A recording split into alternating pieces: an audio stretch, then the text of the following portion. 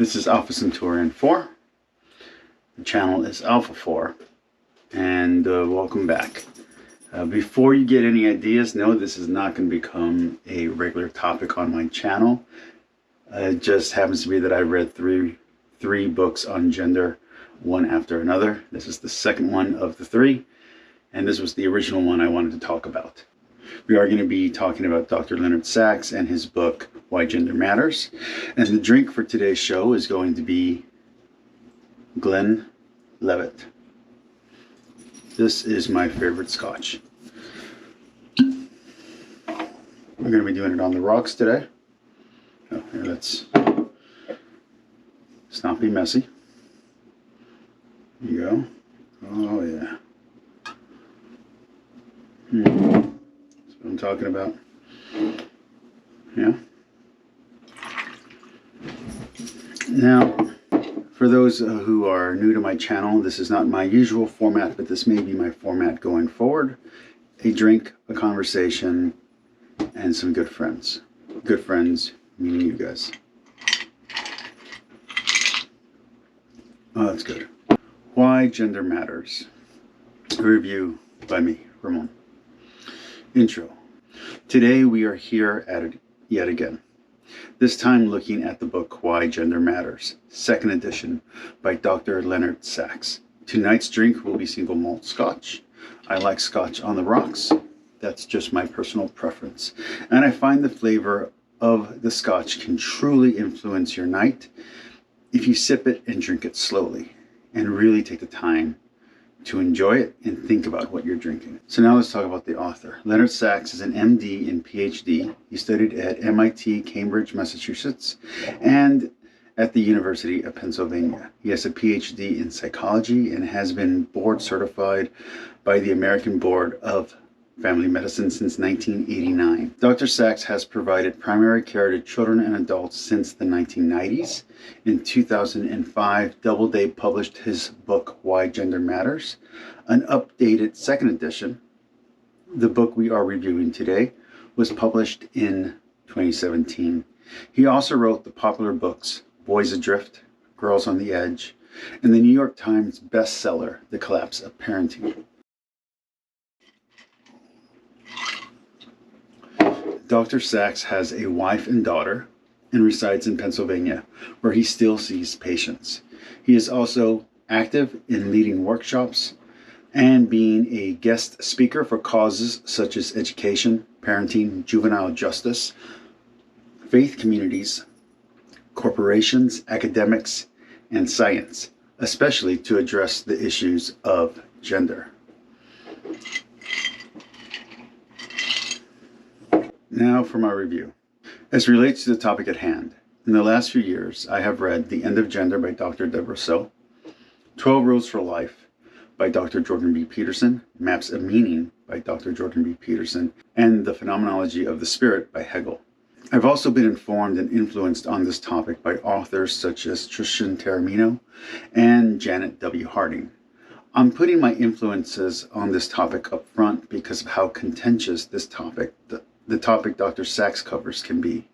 In truth, I mostly rely on biology textbooks as well as anatomy and physiology textbooks for my level of trust or skepticism of the science and data Dr. Sachs reports in his book. I also understand that even my newest college-level textbook on this topic comes from 2017, and while the hard data and scientific method has not changed in that time up until now, the way activists and progressives interpret the social and philosophical implications of that data and science has changed greatly and degraded rapidly.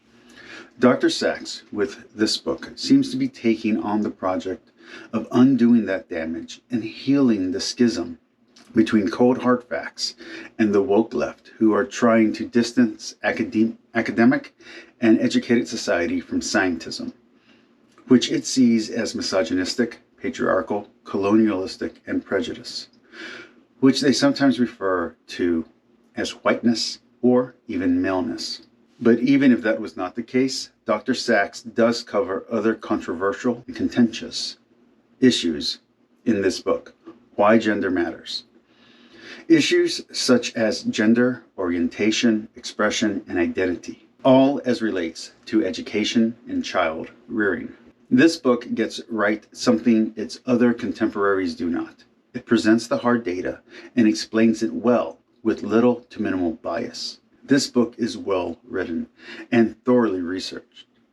It contains relevant citation, hard evidence, and is entertaining. But this book is not as exciting nor as inspiring as the author's contemporaries, who are saying much the same thing he is.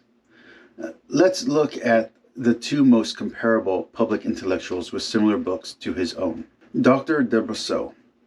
I recently read and reviewed on this channel The End of Gender, which pairs well with Dr. Saks's Why Gender Matters. Both are saying roughly the same thing, present some of the same references, and even come to similar, although subtly different, conclusions.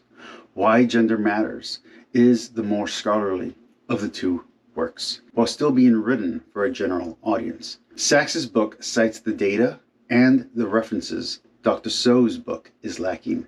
Why Gender Matters fills in the gaps she and her book leaves, while also cutting away much of the ideological, political, and emotional appeal that hinders the end of gender. But Saks's book is drier and more drawn out as a result. Seeing the same terminology and at times even the same case studies cited in both books does lean some credence to Dr. Soh's rhetoric.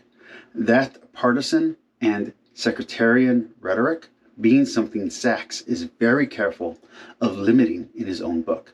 And when he does present rhetoric or use a rhetorical device, he is very utilitarian about its application and placement, keeping his anecdotes to the intros and keeping his opinion from coloring the data he presents, even doing a better job of presenting the counter evidence and counterclaims to his own conclusions.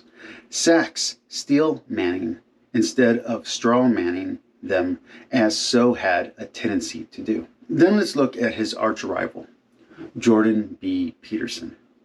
I only make that joke because of Dr. Saks's contentious interview with Adam Friended on the topic of Jordan B. Peterson. While both men appear to be giving the same advice and to be decrying the same problem, that problem being ideology taking hold of academic and scientific pursuits in universities, public schools, and the medical field, their diagnosis and understanding of that problem is very different. For Saks, the problem with Jordan Peterson is twofold. One, he can't stand Jordan Peterson's apparent arrogance and sees his growing popularity as a type of precursor to a fall which one could argue with his addiction to antidepressants and his decline in relevance among public discourse may have already come. His second issue with the man is Peterson's insistence on putting male or masculinity in the order category and putting female or femininity in the chaos category. This comes from either a lack of understanding or a misunderstanding, be it intentional or unintentional, about Taoism, the framing Peterson is using for the categorizing of these terms.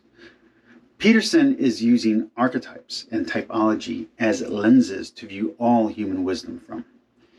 He is not going so far as to say that these foundations, or even the frameworks that are built upon them, are scientifically accurate, but instead that they are true on a metaphysical level. Truth here meaning that if you live out the principles that are based on these ancient traditions, you'll get predictable, repeatable, and consistent results. Maybe you'd have to read Maps of Meaning or watch his archived classroom lectures on Maps of Meaning to get this point, but I do, and I have. In fact, I was philosophically a Taoist many years long before I ever knew Peterson existed. So I have been familiar with this framing and wording since I was 12 years old, the first time I read the Tao Te Ching. But on this note, Why Gender Matters is neither as revolutionary nor as contentious as 12 Rules for Life. And while its data is more current than the studies or ancient mythology Maps of Meaning cites, it is also less impactful. Peterson seems more like a psychologist or family therapist in his writings, finally sharing his private and personal opinion on all you've confessed to him over the years. Well, Sachs seems more like a clinician and family doctor in his writings, coldly and distinctly giving you the results of the study, and only afterwards, while you're on your way out, sharing a personal anecdote of a home remedy he's been told helps. As I mentioned in my last video that I did on gender, that the book The End of Gender hit home for me on several points, but left me unsatisfied. One of the dangling questions from The End of Gender was, what about the foppish or sissy boy who becomes a masculine, heterosexual, monogamous man in adulthood? That seemed to be a question that Dr. Soh was scared to address, particularly because it would hurt her argument defending her male gay friends, a community she identifies herself as belonging to, against what she saw as a transgendered ideology and the potential fallout of a cultural shift away from science, which would negate the hard-fought rights won by the Born This Way movement. Dr. Sachs has no such compulsion or timidity on this front, particularly because he himself is one such individual who is someone who liked to crochet, do ballet, and play house as a boy. But he himself still ended his maturation as a straight male man. I respected his honesty here, and I appreciated Dr. Sachs's comments about this. Some of the disconnect from Dr. Sachs, for me, comes from his non-scientific views on gender and relationships, views influenced by his Jewish Christian framing of norms when it comes to gender. That is, he is a Messianic Jew.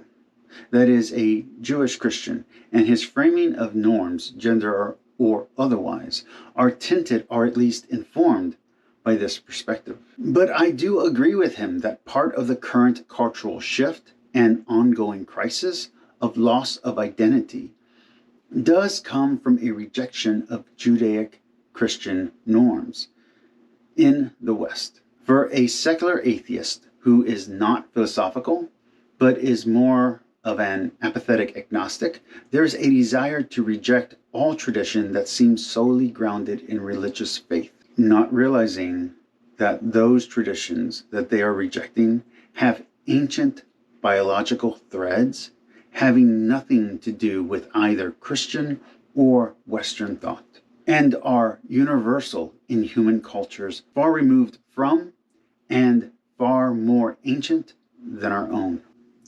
Rating. I'd give this book, Why Gender Matters, a 4 out of 5. A better researched and less ideological book than his contemporaries' entries, but lacking the bite or the mass appeal of his competitors, which may be, as it should be, a sober, reasoned approach to these controversial topics may be needed in today's everyone is offended climate. Outro. Well, that's it. What do you all think? Please comment below and let me know if you read this book and what you thought of it. Peace.